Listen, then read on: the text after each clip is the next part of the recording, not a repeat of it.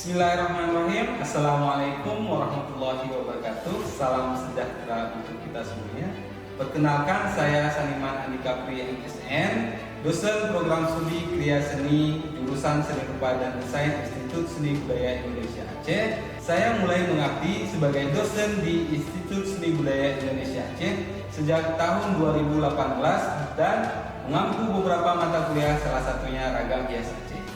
Pada kesempatan ini saya akan menjelaskan secara singkat mengenai mata kuliah Ragam Hias Aceh. Mata kuliah ini memiliki bobot 2 SKS, bersifat teori, diajarkan pada mahasiswa semester 4 dengan kode mata kuliah SRD 002. Mata kuliah ini membahas pengenalan berbagai ragam hias Aceh, meliputi motif, struktur, gaya, serta pengembangannya sebagai sumber inspirasi dalam penciptaan karya kriya berbasis budaya Aceh. Capaian pembelajaran mata kuliah ini agar mahasiswa mampu memahami ragam hias sebagai sumber pengetahuan dan kreativitas seni. Kedua, mahasiswa mampu mengolah serta bereksperimen dengan berbagai material kriya. Ketiga, mahasiswa mampu menguasai pengetahuan tentang kriya, tradisi, dan pengembangan kriya inovatif serta menciptakan karya kriya yang terinspirasi dari ragam hias Aceh Nusantara dan maupun dunia. Selain itu, mahasiswa diharapkan mampu merevitalisasi produk kriya tradisional dan menghasilkan produk kriya yang dapat diaplikasikan pada elemen interior maupun eksterior. Perkuliahan dilaksanakan secara tatap muka dengan alokasi waktu 100 menit setiap pertemuan dan dilakukan sebanyak 16 kali pertemuan. Materi yang dipelajari meliputi konsep dasar ragam hias Aceh, unsur dan prinsip desain. Metode pembelajaran yang digunakan meliputi ceramah, diskusi, project based learning, dan case method, sehingga mahasiswa tidak hanya memahami teori tetapi juga mampu menerapkan dalam penyelesaian proyek dan studi kasus. Pada awal perkuliahan, dosen dan mahasiswa menyepakati kontrak perkuliahan serta membahas rancangan pembelajaran semester atau FPS sebagai pedoman proses pembelajaran. Penilaian mata kuliah terdiri atas kehadiran sebanyak 5%, kuis sebanyak 5%, project based learning dan case method sebanyak 50%, ujian tengah semester sebanyak 15%, ujian akhir semester sebanyak 25%. Selanjutnya, saya akan menampilkan cuplikan video proses pembelajaran yang dilaksanakan di ruang kelas. Terima kasih atas perhatiannya. Assalamualaikum warahmatullahi wabarakatuh. Assalamualaikum warahmatullahi wabarakatuh.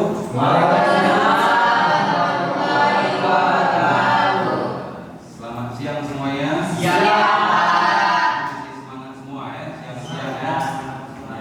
Karena baru siap makan siang ya.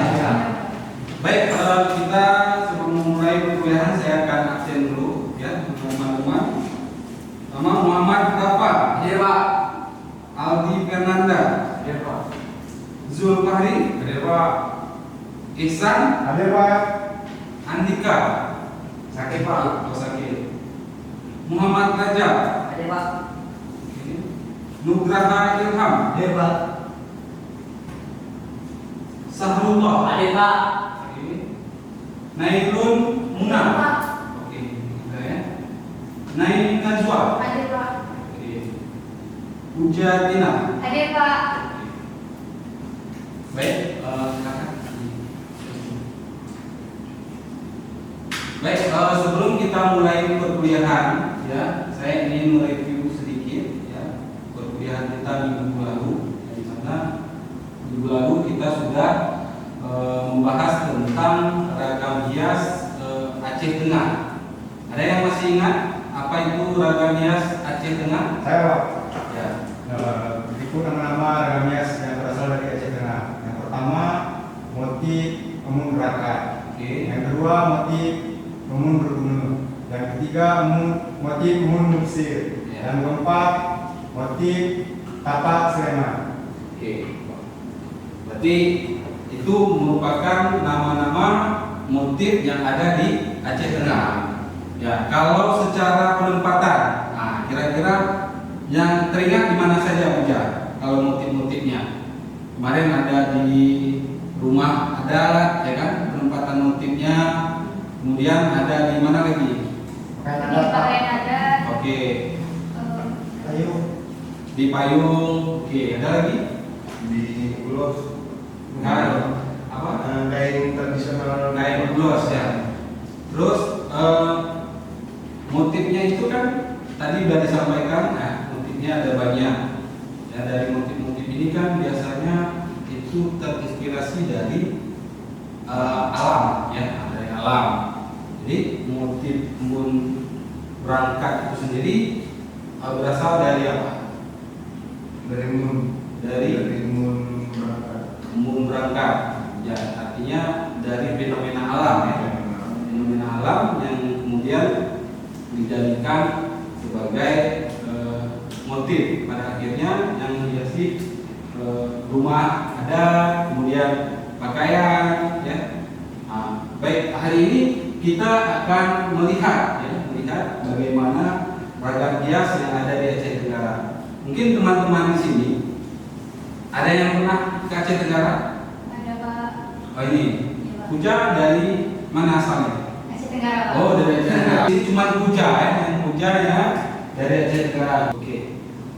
Ini Aceh Tenggara merupakan salah satu kabupaten kota yang terletak di bagian tenggaranya Aceh, provinsi Aceh.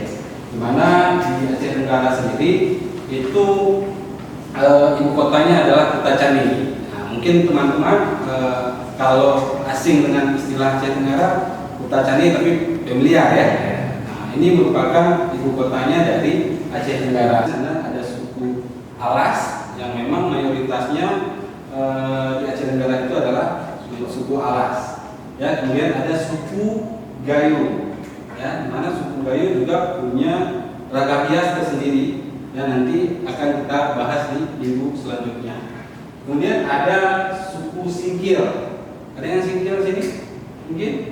Nggak ada ya? Nggak ada Singkil. Kemudian ada suku Batak. Ya, suku Batak. Ada yang selain Batak? Nggak ada ya? Ada Batak, kemudian ada Karo, ya, Jawa dan Minang. Ini merupakan suku-suku yang mendiami di Aceh Tenggara. Kemudian kita juga tahu bahwa di Aceh Tenggara itu memiliki ornamen, ornamen suku Alas yang sering disebut dengan istilah mesirat, yakni tersirat, ya, tersirat yang berarti mengaplikasikan motif hias yang ada pada pikiran ke dalam median kain yang mengaplikasikannya kepada benda atau objek. Ini yang merupakan pakaian yang digunakan pada peristiwa-peristiwa adat, ya. Memang dibuat dengan mesin jahit. Nah, ini bukan mesin bordir ya. Nah, uniknya di sana. Mesirat dibuat dengan mesin jahit. Jadi ada juga yang buat dengan mesin bordir. Nah, tapi yang tradisinya itu dibuat dengan mesin jahit. Kalau pada pakaian, tapi kalau pada kayu yang ada di rumah ada alas itu nggak mungkin dengan kain dibuat, itu dengan kayu dengan pahat gitu ya. Ini perbedaannya di sana. Ini motif ragam hias. Jadi motif sendiri ya ini dibagi menjadi beberapa kategori atau pengelompokan. Ya, yang pertama ada motif geometris. Nah, contohnya motif geometris. Kira-kira apa? Peta misalnya. Terus tali. Apa lagi? Yang geometris. Belah ketupat. Ini merupakan motif-motif yang berbentuk geometris.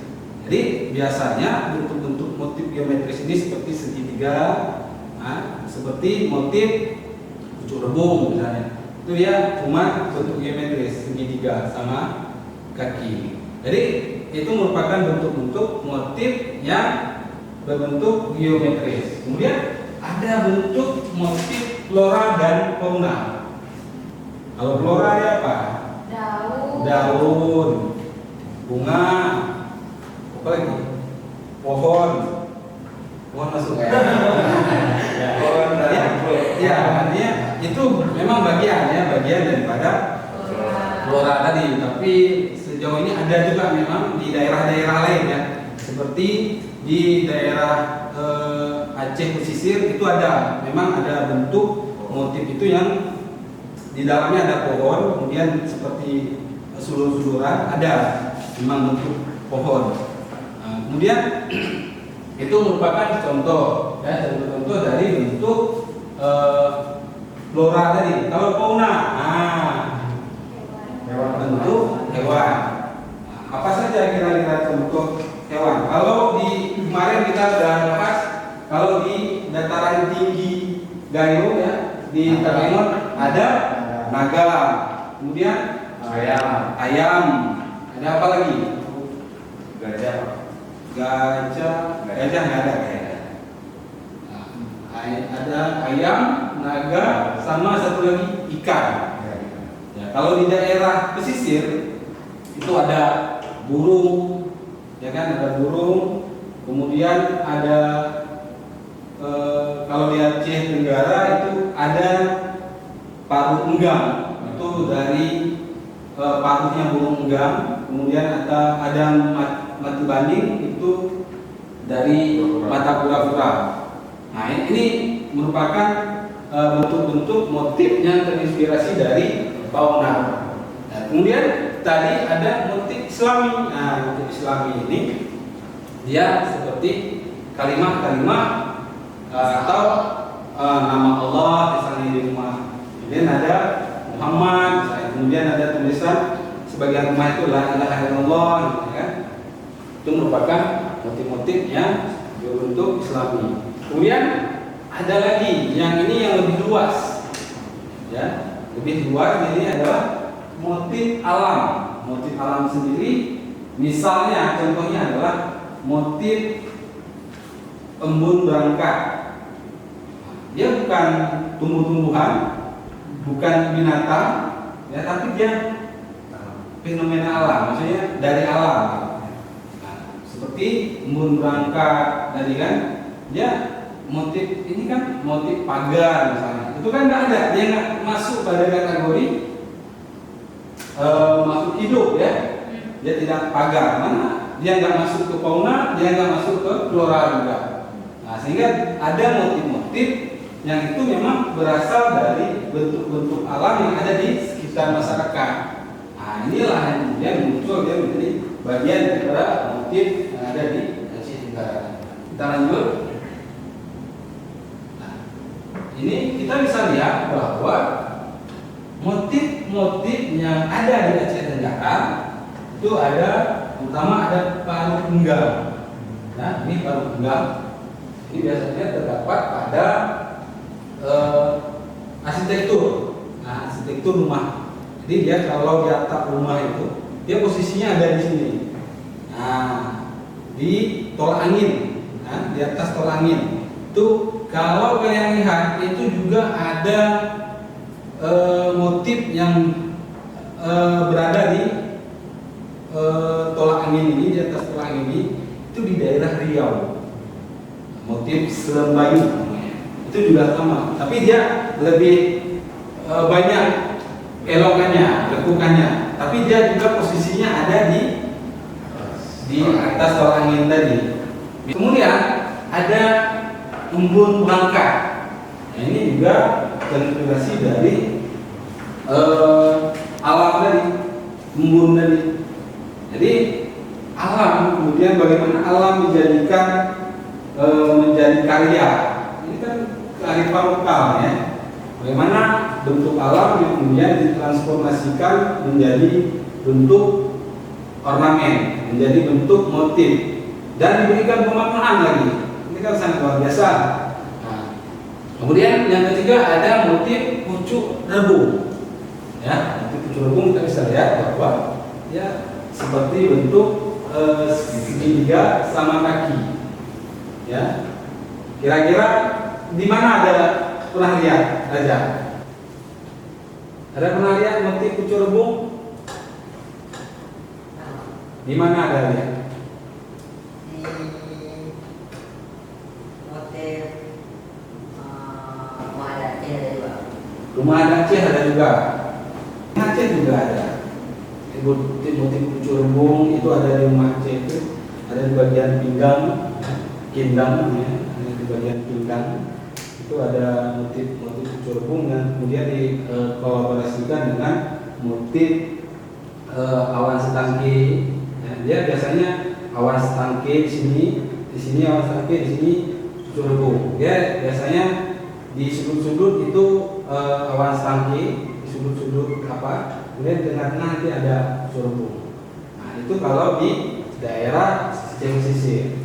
Nah kalau di daerah Aceh Tenggara yang ini tadi ya pucuk rebung tadi itu berada pada daerah pinggang juga, masih di pinggang. Ya, di pinggang, kemudian di tangga juga ada. Jadi di tangga itu ada tangga itu kan miring seperti ini, ya kan? Dia di tengahnya itu ada motif lalu buka kalau di ini atau motif tali, ya. Tapi dikapit dari atas bawah ya. Jadi motif pucuk rebung itu berada di posisi itu. Kemudian yang ketiga, yang keempat itu ada tampuk getu. Nah, tampuk getu ini ada yang tahu tampuk getu? Ini bahasa Tampuk manggis ya Pak? tampuk manggis. Oh, Ini bahasa manggis. Bukan? ya tampuk getu. Pucuk dari buah manggis. Ya, itu manggis ya, dari buah manggis. Itu terinspirasi dari bentuk buah manggis ya. Ada Jadinya dari tempat kita lebah isi buah gitu Pak. iya, itu ya. Cuman istilahnya tampuk ya. Harusnya kalau tampuk itu kan Ini Pak. di dekat ini ya, tapi pengistilahan itu ada di bawahnya. Kemudian ini yang selanjutnya ada motif putel tali. Nah, ini ada yang saya bilang tadi. Ini ada pucuk rebung, ya kan? Ini putel tali. Ini di bagian tangga. Ya, jadi dia digabung. Ya, kemudian ada di pinggang juga ya. Ini motif jejak pantun. Ya, ini motif. Kemudian ada motif papan catur atau papan catur. Nah, ini kan unik nih. Enggak, kira-kira apa enggak? Ada di sana motif papan catur. Untuk melambangkan apa ya, perjuangan pendahulu masyarakat kita ini, karena ketika pemain catur kan membutuhkan strategi. Ya. Mungkin masyarakat di Tenggara juga menggunakan strategi yang itu untuk melakukan jajah di tanah. Oke, itu salah satunya ya, salah satu kok bisa lahir ya gitu. Artinya ini kan kreativitas ini ya ditanya. Ya, kemudian ada motif mati baning. Ya, ini mati baning ini baning itu kura-kura. Lagi kura-kura. Kura-kura. Baning, ya. Baning itu kura-kura. Jadi mata kura-kura, tapi dibuat memang dalam bentuk belah ketupat. Ya. Ini merupakan motif mati baning. Nanti kita akan bahas tentang bagaimana, sejauh mana pemaknaan dari motif ini. Ini yang ingin saya sampaikan dulu berarti ada yang selanjutnya itu ada motif hentape. Ya, di mana motif hentape ini juga diambil dari penggambaran alam. Ya, di mana dia melihat ada daerah yang memang ini melambangkan daerah kerajaan. Ya, ada Raja Jahe, Raja Julu. Ya, kalau di kemudian ada dua kekuasaan. Kemudian ada motif selanjutnya ada bunga ketilu. Tahu ketilu? Tahu Pak. Yang ngalah tahu. Yang lain nggak tahu nih ya. Nah, kira-kira ketilu. Nah, ada yang tahu? Bukan ketela ya? Bukan ketela. Nah, ini ketilu. Ketilu itu apa? Pepaya. Pepaya. Nah, jadi yang motif pertama tadi. Motif apa namanya tadi? Oh, ya, Pak enggak. Ini merupakan motif tahu enggak.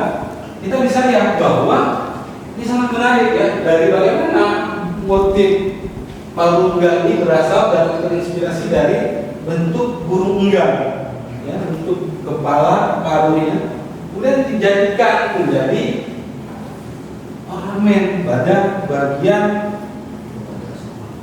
atas rumah, ya. Ini kalau kita lihat motifnya sejelas seperti ini. Ini motif yang kemudian Ini kan transformasi dari bentuk enggang tadi, kemudian diberikan motif ya. Ini bagaimana diaplikasikan? Jadi dapat kita tarik bahwa ini secara filosofi dimanapun suku alas, masyarakat alas ini berada, dia ingin bersuara, aku di sini gitu.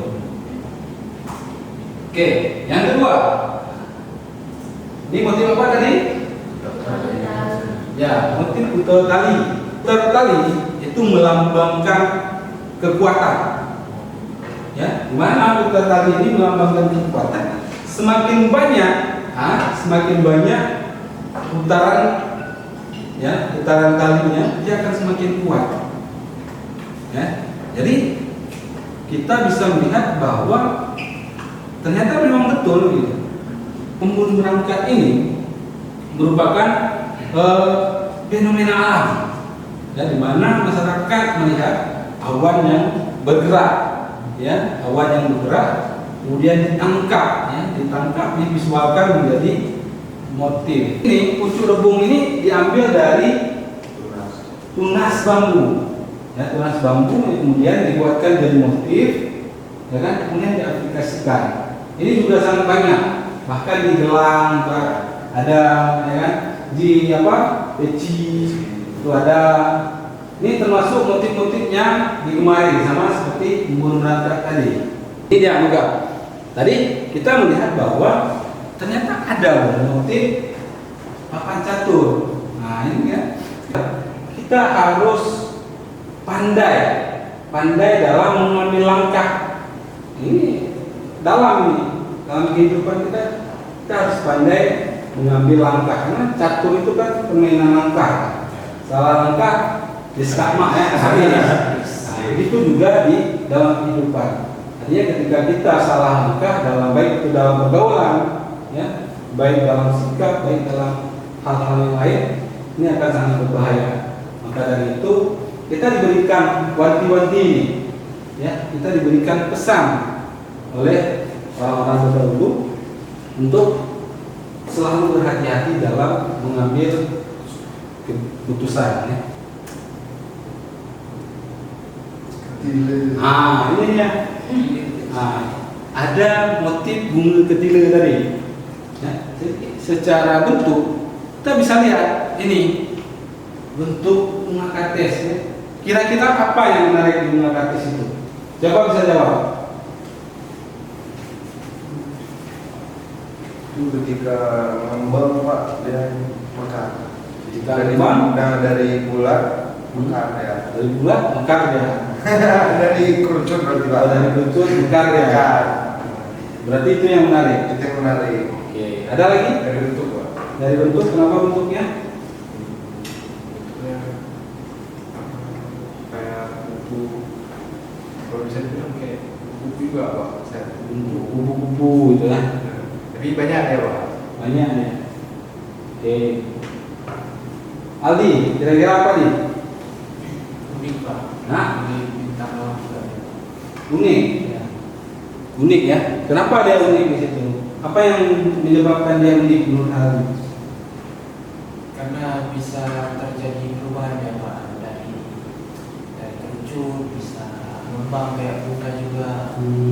Padahal dia bukan apa ya, bukan bunga yang dari tangan, dia kan kayak apa ya, dari biji atau bunga, ya bunga sih, cuman dia nggak langsung dari tangan. Oke. Juga Kalau Puja sendiri itu, kalau bunga ketila biasanya sering dikonsumsi oleh masyarakat Aceh juga. Nah itu kan Itu konsumsi ya, konsumsi dimakan ya. dimakan dengan proses yang mungkin cukup rumit supaya tidak pahit.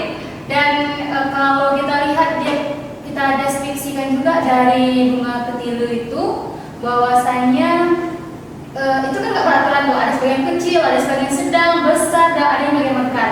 Hampir sama dengan filosofi yang dilampirkan bahwasannya layaknya saudara yang saling tolong menolong, baik yang kecil ataupun yang besar. itu ya. Artinya ini merupakan simbol dari kebersamaan. Ya, simbol dari kebersamaan, karena dia tetap dalam satu rangkaian, baik itu dia kecil, besar, mekar, ya. Nah, begitu juga dalam kehidupan bermasyarakat, ada yang kaya, ada yang miskin, ada yang alim, ada yang bijak. Ya kan? Nyatu. Itu yang ingin disampaikan adalah nilai-nilai itu ya. Nah ini yang ke-10 tadi, ya, motif kampung detil, ya, kampung buah manggis. Itu bisa lihat, ini banyak, ya, banyak digunakan. Ini juga termasuk salah satu motif favorit, ya, yang digunakan oleh masyarakat suku Alas dalam membuat tas, ya kan, membuat baju, kemudian rumah. Tapi di sini, ya, makna yang tersimpan dalam dari motif kampung itu adalah kepemimpinan dalam skala kecil. Masyarakat Aceh Tenggara dalam dia memiliki kepemimpinan dengan cara bermuasalah dengan tangking atau tampuk. Baik, ini ya berarti, wah ini dia. Ya, sekian dan terima kasih. Ada pertanyaan apa di sini? Ya, mungkin kan di silat kayak ratusan gitu. Jadi dari segi pewarnaan mungkin ada nggak ini Pak? Pemaknaan dari mungkin dari segi bentuk, ini dari segi warna ada? Ya, dari segi warna juga ada pemaknaan. Merah dia melambangkan keberanian, hijau putih dia melambangkan kesucian. Ini ada juga. Ya, hampir sama. Saya rasa hampir sama di daerah dataran tinggi, ya, hampir sama. Secara pemaknaan dari sisi warna. Cuman yang membedakan adalah dari sisi motif-motif yang digunakan tadi. Ya, kira-kira seperti itu. Ya, San? Enggak? Ada? Ini lebih ke kesimpulan Pak. Ke kesimpulan. Karena sebelum kita masuk ke mata kuliah tadi kan, Bapak ada beberapa pertanyaan ke kami. Apa perbedaan antara motif dari Aceh Tenggara dan daerah lain? Dari yang penjelasan yang Bapak sampaikan, saya menyimpulkan ya Pak, bahwasanya perbedaannya hanya terletak di pemaknaan dan penamaan Pak. Karena bentuknya masing-masing daerah itu rata-rata ada, contohnya kayak ya tadi habis itu embun bangkat tadi dan lain-lain, masing-masing daerah punya, tapi punya makna beda dan penamaan yang beda gitu. Oke semuanya, demikian perkuliahan kita pada siang hari ini. Ya, terlebih dan terkurang saya mohon maaf. Saya akhiri. Assalamualaikum warahmatullahi wabarakatuh. Waalaikumsalam.